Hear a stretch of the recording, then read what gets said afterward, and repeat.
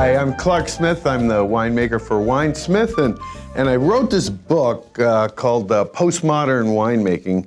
What the heck is that?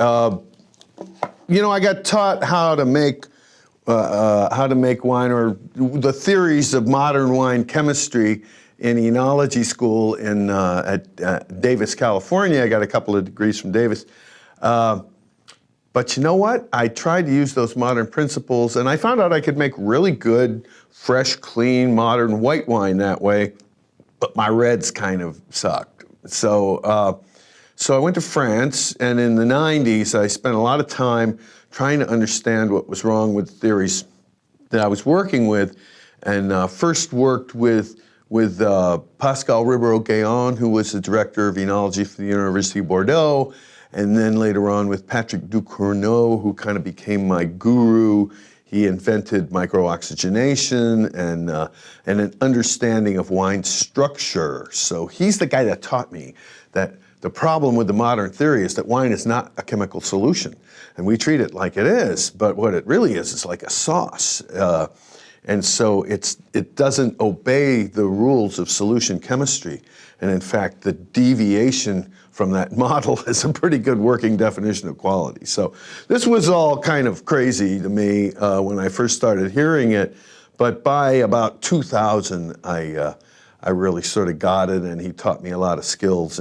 Basically, chocolate making, what the Aztecs taught the Spanish, taught the Belgians about how to turn cocoa powder into something you'd kill your grandmother for. And we use that to refine and soften tannins and lead to things like aromatic integration, soulful resonance, graceful longevity, and so this wine here, this is Crucible. When I taught advanced winemaking in Napa Valley College for 9 years, I finally got to get my hands on the Chardonnay at Napa Valley College, and for 6 years I made Faux Chablis. 2006 was the last vintage. And in 2003, we pulled out most of that vineyard and put in Clone 337 Cabernet Sauvignon. Now this is at the south end of Napa, right by San Pablo Bay. It's the coldest end of the valley, and you really can't grow Cabernet there.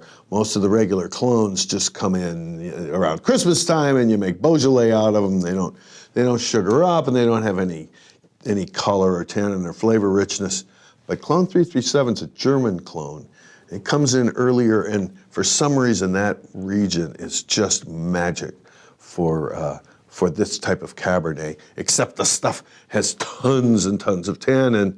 It was a perfect place to use Ducournau's theories, which had really been developed for Tannat in Madiran, down in the south of France, and this is that kind of wine. And so I started playing around in 1999 with Clone 337 in that area, and then when Steve Krebs was the dean of viticulture and winery technology at Napa College, when he wanted to replant from Chardonnay, and he said, "What do you think I ought to plant?" And I said, "Well, I think you ought to plant Clone 337 Cabernet." And he smiled and winked at me, and he said, "I've already bought the cuttings." So we agreed on that, and it was my privilege to make wines off that vineyard this is actually the last year that I was able to use the fruit at Napa College. Hope I get some again. So this is Crucible. Now, I don't declare a vintage every year for Crucible. 99, 2004, 2005, and now 2007 are the only vintages I made. 2005 and 7 were almost identical wines, big blockbusters, very similar to Chateau Latour, or if you know the Cullen Estate and Margaret River, just big, massive wines. And the 2005 really is a glorious wine. I aged it in very old neutral cooperage for 4 years. But you know, that wine is still a little austere even today. And so I thought I'd give the '07 just a little more time and see what it would do. So I give it 5 years. And that 5th year was the magic year when it opened up, made the transition a little bit like what happens to when ruby port turns into tawny port, or just when a wine comes of age. And so this wine is an '07, and it's 9 years old, but it's 5 years in wood, but it's still, as you can see, just wonderfully, there's no brown to it at all, and it's just full of fresh blueberries and blackberries. There's all kinds of other activity in the wine, but the structure, this really dense, fine, plush structure, integrates everything together, and so it's a really good example of what Ducournau taught me to do.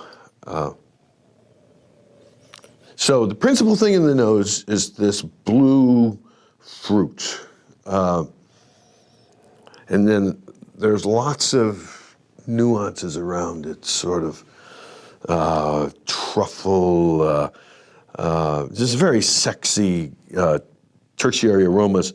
Maybe a little bit of that rancio character that you get in tawny port. And then when you put it in your mouth,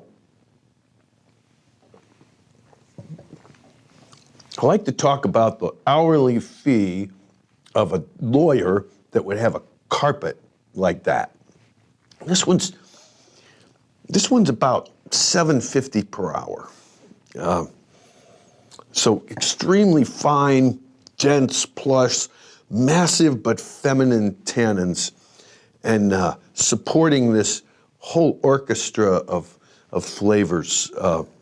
Speaking of orchestras, I really like to work with wine and music. This thing likes Beethoven's Fifth and the Doors.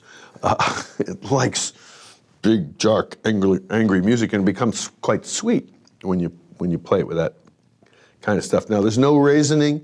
The alcohol is 13.8.